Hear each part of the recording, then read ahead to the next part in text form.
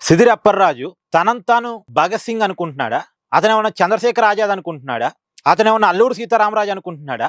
దేశం కోసం పోరాటం చేసి జైలుకి వెళ్తున్నానని అనుకుంటున్నాడా? జనం కోసం పోరాటం చేసి జైలుకి వెళ్తున్నాను అనుకుంటున్నాడా? కాదు కదా. ఏంటి ఆ పిడికలు బిగించడం ఏంటి? ఆ నినాదాలు చేయటం ఏంటి?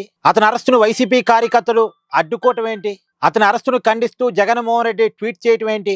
అంటే సిదిరి అప్పర్రాజు గురించి ఏమనుకుంటున్నారు? అతను తన కుమారుడు ఒక యాక్సిడెంట్ చేస్తే యాక్సిడెంట్లో ఒక వ్యక్తి చనిపోతే ఆ కేసు తన కొడుకు మీద పడకుండా ఉండటం కోసం ఎవరినో ఒక అనామకుని తీసుకొచ్చి అతని మీద ఆ నేరాన్ని పెట్టి తన కొడుకుని తప్పించే ప్రయత్నం చేశాడు. అంటే తన కొడుకు మీద నమోదయ్యే కేసును తారుమారు చేయడానికి ప్రయత్నం చేశాడు. తన కొడుకు చేసిన నేరాన్ని ఇంకొకరి నెత్తి మీద పెట్టే ప్రయత్నం చేశాడు. ఇది అప్పర్రాజు చేసిన తప్పు.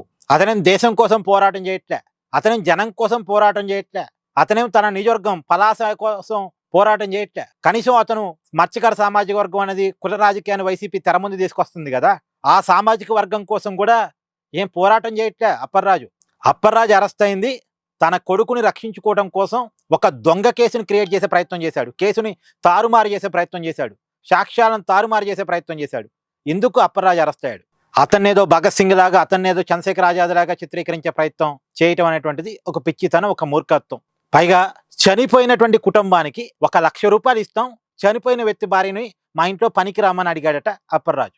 ఇలాంటి వ్యక్తి అసలు మనిషేనా అని క్వశ్చన్ చేయాల్సింది పోయి పైగా అతన్ని ఏదో హీరోలాగా క్రియేట్ చేసే ప్రయత్నం. ఎంత విడ్డూరం, ఎంత విచిత్రం. ఏమంటారు? కామెంట్ చేయండి.